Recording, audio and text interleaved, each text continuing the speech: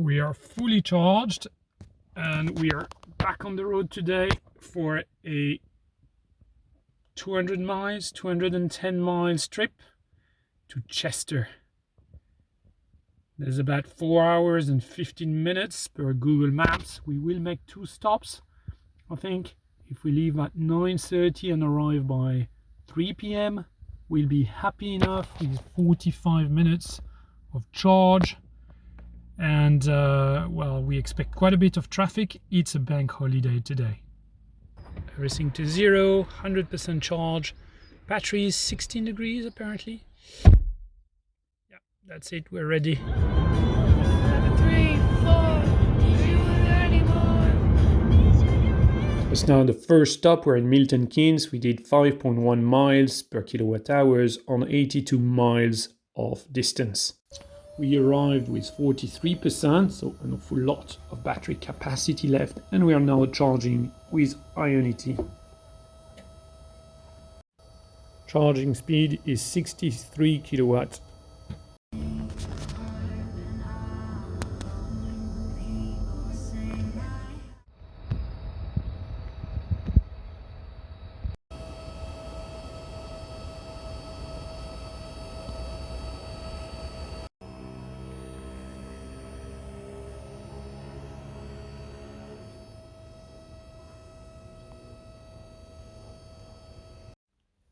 So we exited the motorway about 15 minutes ago and we are now at 77%. So that's quite quick. On the right hand side, we've got a car charging, on the left hand side as well. So that's 3 out of 4 Ioniq EV chargers being used, but loads of space at the BP Polar, despite the bank holiday. We're going to charge to 90% now to give it a lot of capacity for the next 85 miles, which is when our next stop is.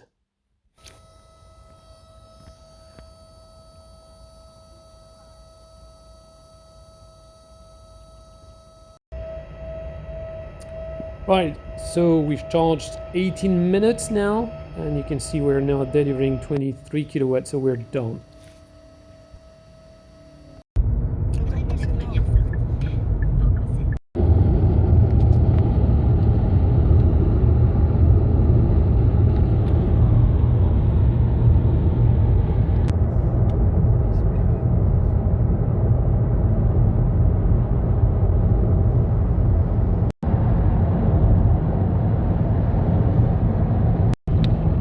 Okay, we are arriving at Rugby Services, so we won't be stopping there, but that was definitely an option when considering the travel plan. Now, interestingly enough, if you consider we've used 16 kilowatt hours in the first leg, and now we're on 7.2 in addition to that.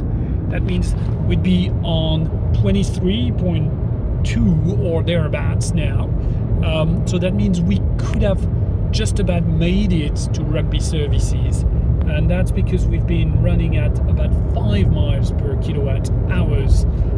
So very good consumption, very good efficiency, and that means we could have done something like 115 miles on the first leg.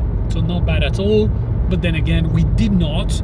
It was just as convenient to use the Ioniq EV charger. It's in fact a bit cheaper for us. So that's the way we do it.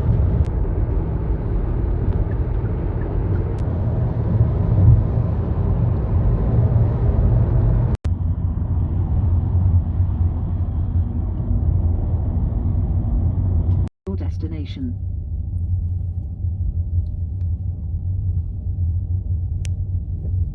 All right, so we are arriving in GridServe Junction 11 on the M6. It's Wolverhampton.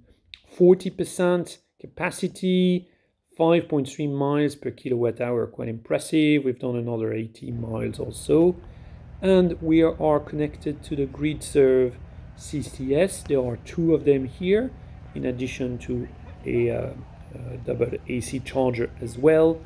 Didn't have to wait on this occasion, but you could see afterwards that some folks were waiting. It's actually poorly done because there's really only 2 spaces for what's really 4 chargers, if not 5, because it's a double CCS. So not enough spaces for the chargers. The Zoe was well on the side, and we couldn't properly top up in AC because we had to give the space for someone that needed the CCS. So you can see it's quite crowded here. It's a shame, right? Because they've got some, well, decent charging capacity. We did get some AC charging though, and that's really good because otherwise the car is just too fast charging in DC if you're having lunch or spending a proper coffee break there. All right, so we are arriving now, and we have 60% by the time we arrive. That's quite impressive. 5.5 miles per kilowatt hours on the last stretch. And it's a very nice place, by the way. And overall, we have done 226 miles at 5.2 miles per kilowatt hours. The next day is all about the zoo with loads of great animals, and importantly for this, there are about 20 odd stations for charging, but they get packed real quick in the morning. So we are nearly fully charged again and ready to go. It's time to go back. We're on our way, and we start with more of the B roads and the A roads to an extent.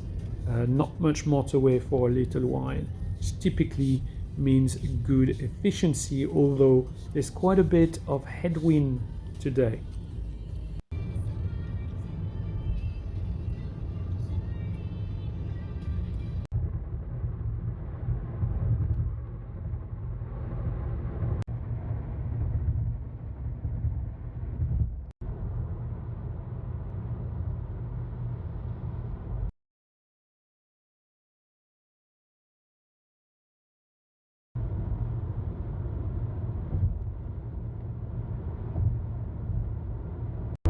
So we're now 1 mile away, 1 minute away, and if you look at percentage of battery, it's 16% only.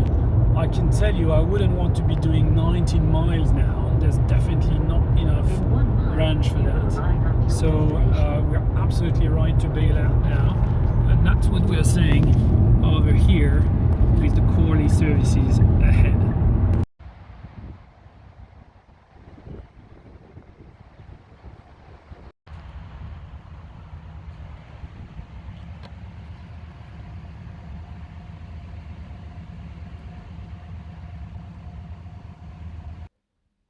So we arrived with 16%. For some reason, it stopped at 80%. I don't know if it was configured like that on the station. We had done 4.8 miles per kilowatt hours, so typically less than on the way up there. We're now at 80%, as I said, and we've got another 2 hours of drive, which will mean another stop.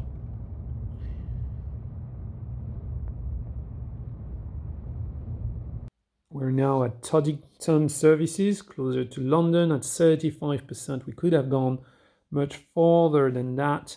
And in fact, there's only 2 CCS chargers and they are being used.